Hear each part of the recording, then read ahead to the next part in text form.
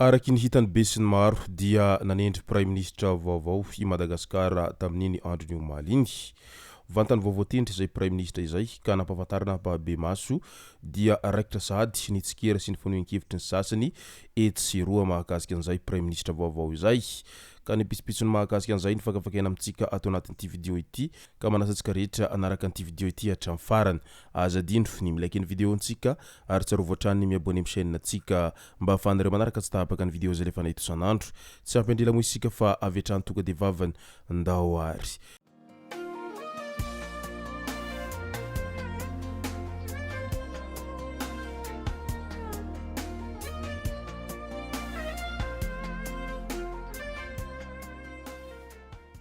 Ny tonga tsy miaraba hono namantesitra ka dia faly miaraba isika rehetra mpanaraka tsy tapaka ny chaîne ity tenako amin'ity androandroany ity. Araka an'izay efa natsipiko zay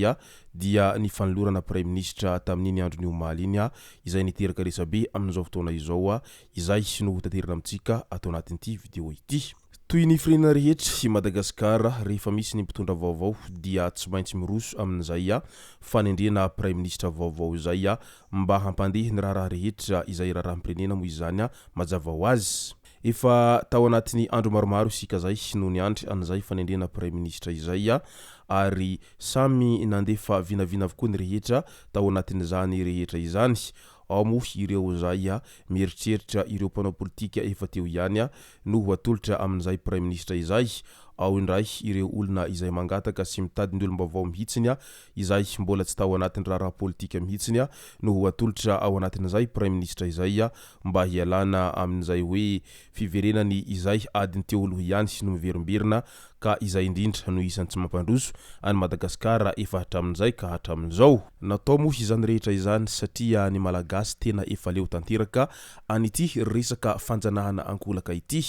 Hirahiraina foana ny hoe mahaleo tena I Madagasikara ao anatin'ny fahaleovantena tanteraka I Madagasikara nefa hatramin'izay mandraky tiny androany dia mbola I la Frantsa foana no mibaiko any zavatra rehetra ao Madagasikara ao. La Frantsa no mibaiko mpitondra ao Madagasikara ao. La Frantsa no manolotra an'izay olona tian'izy ireo ho apetraka amin'ny toerana izay tian'izy ireo hametrahana azy. Ary la Frantsa ihany koa no mifehy anireo karazana ekonomisy ny maro hafa raha ao Madagasikara ao. Ary matetika rehefa tsy olona la Frantsa no eo amin'ny fitondrana dia avy hatrany miongana araky n'izay efa hita hatramin'izay. Ary rehefa ny olona la Frantsa eo amin'ny fitondrana ka mitetika ny hiala la Frantsa izay dia tsy maintsy tadiavan'izy ireo hevitra foana ny hampiongana azy tahaka ny nisy tamin'ireny taona 2024 izay nampiongana any Ravatomanga ireny. Ary toy izany ihany koa ny nampiongana ny teo alohan'izay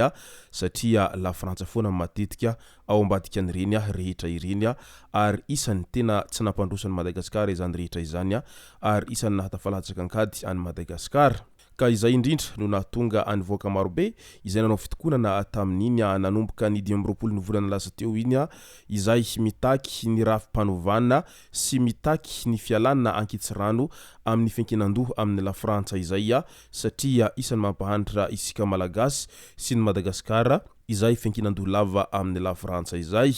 mba tehanana ny Ibrahima Traoré kely malagasy ny malagasy amin'izao fotoana izao ary mba tehanana ny olona be ambompo sy tena matoky tena amin'izay fitsipahana tanteraka any la Frantsa izay ny malagasy rehetra satria efa ela nangetaheta fivoarana efa ela nangetaheta fiovana sy fandrosoana izay nefa toa mangetaheta ambony lakana foana isika malagasy satria hirahiraina foana ny Madagasikara ny amin'ny hoe manan-karena I Madagasikara nefa ny vahoaka ao aminy dia maty hanonana sy mangetaheta eo ambonin'izay harena be izay satria lasa mahantra fadaranovana kely daholo ny malagasy eo anatrihan'izany rehetra izany.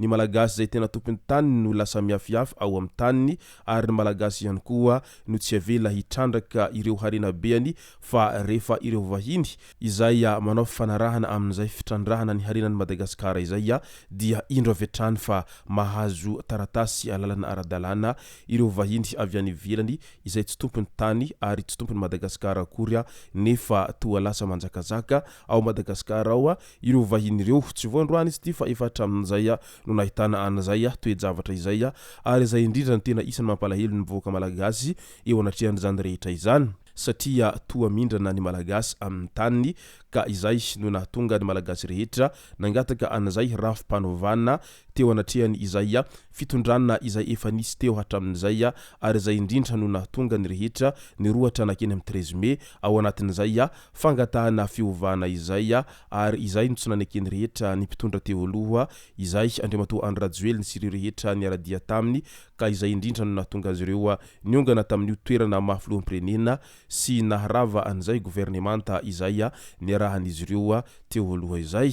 mandeha be moa ny resaka amin'izay fanendrena ny Praiministra vaovao amin'izao fotoana izao satria araky ny feo mandeha etseroa dia toa mbola akaman'izy ireo ihany indray no voatendry eo amin'izay toeran'ny Praiministra izay raha toa ka akamany mamy Ravatomanga Tena ankaiky azy be Andriamatoa Christian ary tsy vo tamin'ny fitondrana no nampiakama azy ireo no nampifandray azy ireo fa efa hatramin'ny ela dia isan'ny mpifandray ankaika Andriamatoa mamy Ravatomanga sy Christian ary izany rehetra izany no isan'ny tsikeren'olona izay isan'ny tsy nampandeha ny toedra raha tao Madagasikara tao efa hatramin'izay satria toa lasa akamakama foana no mahazo ranondranony amin'ny zavadrehetra izay miainga eo raitsika ohatra ireny varotra vanilla sy ny maro hafa izay lasa ataony sasany ampimamba ao anatin'izany rehetra izany nivoaka madinika izay matin'jaly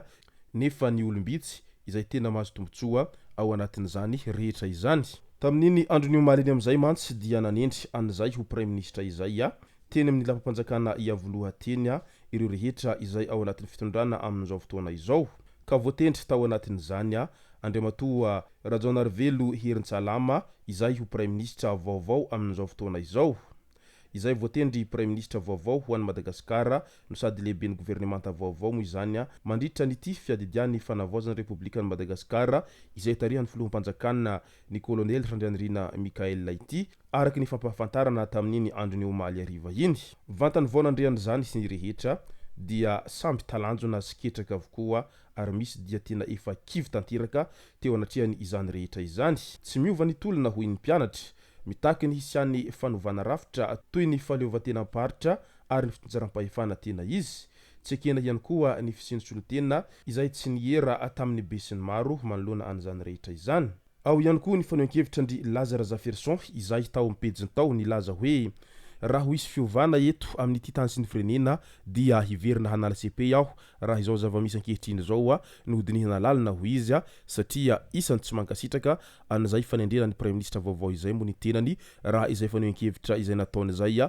no jerena ankaiky maro ireo izay tsy nankasitraka an'izay fanendrena Praiministra vaovao izay satria no lazain'izy ireo fa olona tena isan'ny tanan-kavanany mamy Ravatomanga ihany indray ity ho voatendry ho Praiministra ao Madagasikara amin'izao fotoana izao ity ho izy ireo hatrany ahoana moa no fomba ahafahana manantena ny fiovana eo anatrehan'izany rehetra izany nefa ny olony teo aloha ihany no voatendry ho Praiministra indray amin'izao fotoana izao hoy ny sasany tena mbola mipetraka ho baraingo tanteraka ity zava-misy ao Madagasikara amin'izao fotoana izao ity raha ireo fanehoan-kevitra ndolony rehetra ireo no jerena ankaiky satria toy ny teo ihany sy no hiverina eo indray afaka fotoana vitsy eo nefa tsy izay ilay fiovana izay tena andrasan'ny be sy ny maro tao anatin'izany rehetra izany na eo aza izay rehetra izay dia mirarisoa any Praiministra vaovao amin'izao adidy amanandraikitra izay lehibe izay sahaniny ary tena mankadiry moa io andraikitra io engane havita be amin'izay adidy zay ary engane mba tsy handisy fanantenana ny voaka maro